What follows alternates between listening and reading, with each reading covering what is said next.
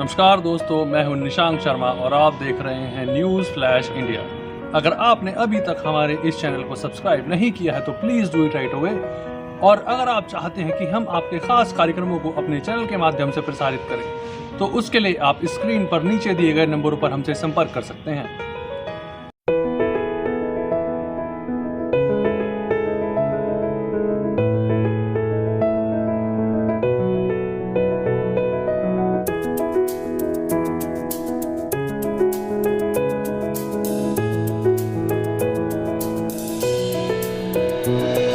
नमस्कार दोस्तों, मैं हूं निशांक शर्मा और आप देख रहे हैं न्यूज़ फ्लैश इंडिया। वर्तमान की जो राजनीतिक घटनाक्रम है, जिस तरीके से परिस्थितियां बदल रही हैं और जो मुद्दों की राजनीति वो कहीं ना कहीं जातिगत मुद्दों पर जाकर अटक गई है, ऐसी ही राजनीति पर बात करने के लिए हमारे साथ किशन सिंह तोमर जी हैं, जिनका 40 साल का राजनीतिक अनुभव है और समाजवादी पार्टी के कद्दावर नेताओं में उनकी गिनती होती है। और अखिलेश यादव जो पूर्व मुख्यमंत्री हैं उत्तर प्रदेश के, उनके बेहद करीबी माने जाते हैं। बहुत बहुत स्वागत है किशन सिंह तोमर जी। धन्यवाद आपका। जिस तरीके से जो वर्तमान की राजनीति का घटनाक्रम है, जो राजनीति आम जनता के मुद्दों पर होनी चाहिए, तो वो ऐसे मुद्दों पर क्यों चली गई है जो समाज को बांटने वाले हैं? भाजपा की पूरी कोशिश है कि वो इस चुनाव को पूरी तरह सांप्रदायिकता पर लाना चाहती है, लेकिन इस देश का नौजवान, इस देश का किसान और देश में बढ़ती हुई महंगाई, बेरोजगारी, ये आज उत्तर प्रदेश के प्रमुख मुद्दे हैं और जनता अपना इन्हीं मुद्दों पर पूरा मन बना चुकी है कि भाजपा सरकार को हटाना है। और पूरे प्रदेश की जनता में एक आक्रोश है, महंगाई के लिए आक्रोश है, बेरोजगारी के लिए आक्रोश है, शिक्षा व्यवस्था को लेकर के आक्रोश है। तो जनता अब इनके बहकावे में, और जो भाजपा सरकार नफरत की राजनीति कर रही है, जनता पूरी तरह समझ चुकी है कि इस देश में ये नफरत की राजनीति नहीं चलने वाली, असली मुद्दों पर आना पड़ेगा। तो जिस तरीके से राजनीति घटनाक्रम हम देख रहे हैं, युवाओं में रोजगार की समस्या है और आम आदमी को महंगाई ने मार रखा है, तो ऐसे में क्या लोग अभी भी ऐसे जातिगत मुद्दों को आधार बनाकर वोट देंगे? नहीं, बिल्कुल नहीं देंगे।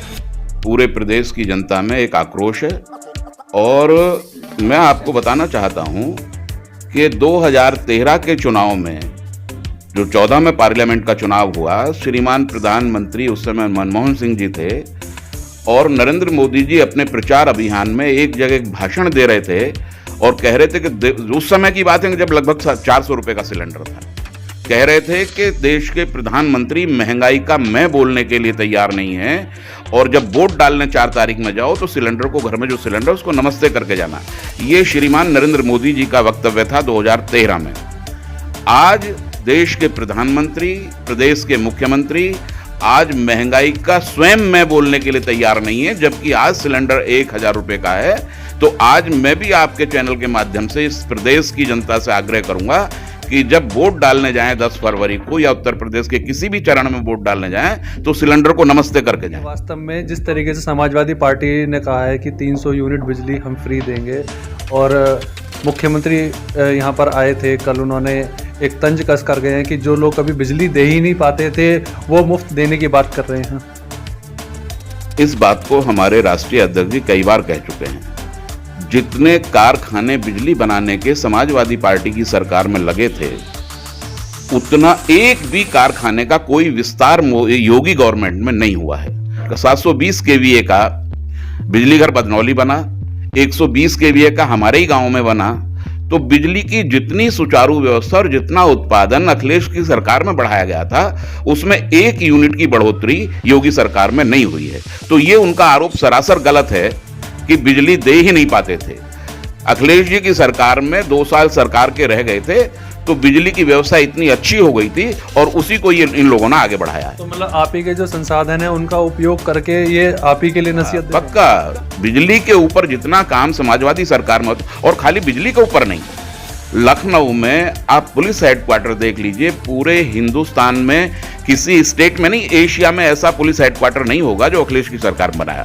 इंटरनेशनल स्टेडियम जो अखिलेश की सरकार में बनाया, आज वो बिल्कुल खंडर हुआ पड़ा है और उसको इन्होंने एक भी इंच उसका काम आगे नहीं बढ़ाया। गोमती रिवर फ्रंट, जिस पर शाम को लखनऊ के लोगों की भीड़ लगती थी, उस गोमती रिवर फ्रंट को बर्बाद कर दिया। समाजवादी पार्टी की सरकार के जितने काम थे उन्हीं के फीते काटे, चाहे गाजियाबाद का एलिवेटेड रोड हो और चाहे लखनऊ की मेट्रो हो, कानपुर की मेट्रो हो, ये सारे काम समाजवादी पार्टी की सरकार में शुरू हुए थे। योगी जी तो ट्वीट करके बता रहे थे कि उत्तर प्रदेश में उन्होंने 3 प्रमुख काम गिनाए थे, जिनमें सबसे पहले उन्होंने लिखा कि अवैध बूचड़खानों को हमने बंद करा दिया, किसानों के लिए उन्होंने कर्ज माफी की और महिलाओं की सुरक्षा का दावा उन्होंने उस ट्वीट में किया है।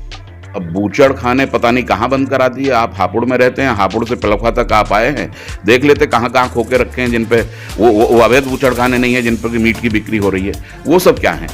अब ये है कि झूठ बोलने की फैक्ट्री है भाजपा। देश के प्रधानमंत्री से लेके इनका एक एक कार्यकर्ता को बाकायदा ट्रेनिंग दी गई है, और उसका कारण मैं बता रहा हूं। एक बहुत बड़े दार्शनिक हुए गोएबल्स ये भी कहते थे कि कामयाबी पाने का एक तरीका ये भी है कि झूठ बोलो, बहुत आत्मविश्वास के साथ बोलो और बार बार बोलो। और भाजपा के तमाम लोग गोएबल्स का अनुसरण कर रहे हैं। उनको केवल बोलने से मतलब है, उसमें सच और झूठ का कोई मतलब नहीं है। तो अब जैसे आगामी विधानसभा चुनाव में गठबंधन हुआ है समाजवादी पार्टी का रालोद से, तो इस गठबंधन को आप किस तरीके से देख रहे हैं और कितनी मजबूती इस गठबंधन से जो है जनता को मिलने वाली है, उनके मुद्दों को मिलने वाली है? गठबंधन हुआ है वो है बहुत स्वागत योग्य कदम है, लेकिन मैं आपको बता दूं कि ये जनता ने आपस में गठबंधन कर लिया है और जनता पूरी तरह मन बना चुकी है कि भाजपा सरकार को हटाना है और अखिलेश जी की सरकार को दोबारा बनाना है। तो पश्चिमी उत्तर प्रदेश की अगर हम खासकर बात करें तो जाटों को मनाने की कवायद बहुत ज़ोर शोर से चल रही है। नेताओं से मीटिंग की जा रही हैं, दिल्ली में, मेरठ में, अलग अलग जगहों पे अलग अलग नेताओं का जमावड़ा लगा है। तो ऐसा क्या मुद्दा है जो विशेष रूप से उत्तर प्रदेश में वेस्ट यूपी जो है एक बड़ा चुनावी अखाड़ा बन गया है? भाजपा के तमाम नेताओं ने, अब उसमें किसी का नाम नहीं लूंगा, लेकिन जब किसान आंदोलन चला था पूरा 1 साल, तो आपने देखा होगा कि राकेश टिकैत को डकैत तक की संख्या दी गई, खालिस्तानी किसानों को बताया गया, पाकिस्तानी बताया गया, ठलुए बताया गया। ये सब भाजपा नेताओं की भाषा थी। और अभी भी आप देखिए कि 700 किसान शहीद हुआ उस आंदोलन में। देश के प्रधानमंत्री ने वो बिल वापस लिए मजबूरी में उत्तर प्रदेश के चुनाव को देखते हुए, लेकिन एक दिन भी इतने असंवेदनशील प्रधानमंत्री हैं, 700 शहीद किसानों के लिए उनके मुंह से एक शब्द आज तक नहीं निकला है कि उनके प्रति उनकी सहानुभूति जरा सी भी नहीं है। तो ये किसान आंदोलन को खत्म करने के लिए, इनकी नाराजगी दूर करने के लिए वो बिल वापस लिए गए। और अगर वो बिल वापस लेने का मकसद सिर्फ और सिर्फ इतना था कि प्रधानमंत्री मोदी जी ने गाजीपुर जाकर के एक्सप्रेसवे का उद्घाटन किया, कुर्सियां खाली रहीं, उसके अगले दिन उसी एक्सप्रेसवे पे गाजीपुर से लखनऊ तक अखिलेश यादव जी चले और रास्ते भर में 20 लाख लोगों की भीड़ ने उनका स्वागत किया। मीडिया उन चीजों को भले ही ना दिखाया, लेकिन इनकी सरकार की एलआईयू और इनकी जो इंटेलिजेंस है वो सब इनको बताती है, और उसके अगले दिन ही वो बिल वापस हो गए। तो अखिलेश जी के डर से वो किसान बिल वापस हुए, कृषि बिल वापस हुए, और किसान इतना नाराज है। इनका एक संकल्प पत्र था 2017 के चुनाव में। संकल्प पत्र में इन्होंने सबसे पहले नंबर पे वादा था कि 2022 में किसानों की आय दोगुनी कर देंगे। दोगुनी की बात छोड़ दीजिए, किसान आज बर्बादी के कगार पे है और किसान इस बात को भूलेगा नहीं और न इनको माफ। मुजफ्फरनगर दंगों में जो 2 लड़के सचिन और गौरव, उनका नाम याद है, उन्हीं का नाम लेकर आजकल राजनीति की जा रही है। नहीं, ये तो इनका तो एजेंडा ही वो है। हम अभी अखिलेश जी और जयंत जी दोनों गाजियाबाद से वाया मोदी नगर गढ़मुक्तेश्वर तक गए। उनके हाथ में गन्ना था और इनको जिन्ना बहुत याद आता है, पाकिस्तान बहुत याद आता है और सांप्रदायिकता इनको बहुत याद आती है। 700 किसान इनको याद नहीं आते। इनके देश के गृह राज्य मंत्री के बेटे ने अपनी गाड़ी से किसानों को कुचल दिया, वो इनको याद नहीं आता है, उसके बारे में नहीं कहेंगे कुछ भी। आज भी कितनी बेशर्मी से जिसका बेटे ने किसानों को अपनी गाड़ी से कुचल दिया हो, आज भी वो इस देश का गृह मंत्री बना बैठा है। तो महिलाओं की सुरक्षा पे अगर बात करें तो किस तरह के हालात हैं प्रदेश में और क्या कुछ सुधार हुआ है? पता नहीं कहां महिलाओं की सुरक्षा की बात कर रहे हैं ये लोग। हाथरस की बेटी के साथ क्या हुआ और उस बेटी के साथ इतना ही नहीं, उसके परिवार वालों को उसका अंतिम संस्कार नहीं करने दिया। योगी सरकार के अधिकारियों ने मिट्टी का तेल और पेट्रोल डालकर उस लड़की का जला दिया, मरी हुई लड़की को जलाया। अब इससे ज्यादा महिलाओं की बेइज्जती है, महिलाओं की असुरक्षा और क्या हो सकता? कितने कारण, आज भी कहीं की घटना में अखबार में पढ़ रहा था, बलात्कार हुए हैं, रोज बलात्कार हो रहे हैं। एनसीआरबी की रिपोर्ट आप देख लीजिएगा, 2017 के बाद अपराध का ग्राफ कितना बढ़ा है, बेशुमार बढ़ा है। पता नहीं कहां ये कानून व्यवस्था और महिलाओं की सुरक्षा की बात करते हैं। महिला जितनी असुरक्षित योगी सरकार में रही है, कितने बलात्कार हुए हैं आप देख ही रहे हैं। इनकी सारी बात जो मैं कह रहा था, झूठ बोलने के सिवा इनके पास कोई काम। जो राजनीति है, वर्तमान की राजनीति अगर हम बात करें, तो राजनीति से क्या आम आदमी की जरूरतें पूरी हो पा रही हैं या किन सुधारों की जरूरत है? देखिए, आज आम आदमी की जरूरत महंगाई से छुटकारा पाना है। आज आम आदमी की जरूरत, नौजवान की जरूरत, उसको रोजगार की है। अखिलेश जी ने जो चुनावी घोषणा पत्र तैयार कर रहे हैं, उसमें उन्होंने कहा कि हम 20 लाख लोगों को रोजगार देंगे, हम 300 यूनिट फ्री बिजली देंगे, हम जो पेंशन बंद कर दी थी उस पेंशन को दोबारा लागू करेंगे। ये सब ऐसे मुद्दे हैं कि जिनसे प्रदेश की जनता और अखिलेश जी पर लोगों का विश्वास है कि जो वादे करते हैं उनको पूरा करते हैं। 2012 के चुनाव में अखिलेश जी ने जितने वादे किए थे, उन वादों से कहीं ज्यादा काम किए और प्रदेश की जनता देखती है, जानती है। तो अखिलेश जी विश्वास है, इस बार अखिलेश जी की सरकार आ रही है, उसको कोई रोक नहीं सकता। स्थिति क्या लग रही है चुनावों में कि लोगों का समर्थन मिल पाएगा? आप लोगों के समर्थन की बात कर रहे हैं। हापुड़ में 3 विधानसभा हैं, धौलाना, हापुड़ और गढ़मुक्तेश्वर, और तीनों सीटें गठबंधन जीत रही है और भारी बहुमत से जीत रही है। जिस तरह से महंगाई बढ़ी, जिस तरीके से दंगों की राजनीति इस समय की जा रही है, दंगों का याद दिलाया जा रहा है कि ये दंगे हुए थे, मुजफ्फरनगर में हुए थे, तो वर्तमान में कैसी राजनीति की जरूरत है इस देश को, जिस तरीके से जो देश की राजनीति है वो कहीं ना कहीं अधर्म में चली गई है? अपने कारनामों को ये लोग भूल जाते हैं। मैं ये कह रहा हूं कि कितनी मॉब लंचिंग हुई, आपके पड़ोस की घटना है। स्याना में एक पुलिस इंस्पेक्टर को भाजपा कार्यकर्ताओं ने मार दिया, हत्या कर दी पुलिस इंस्पेक्टर की। और इन सारी चीजों को ये लोग याद नहीं रखते। और जब वो जेल से छूटा तो उसको भाजपा के नेताओं ने उसका महिमा मंडन किया और उसको मतलब मान सम्मान दिया।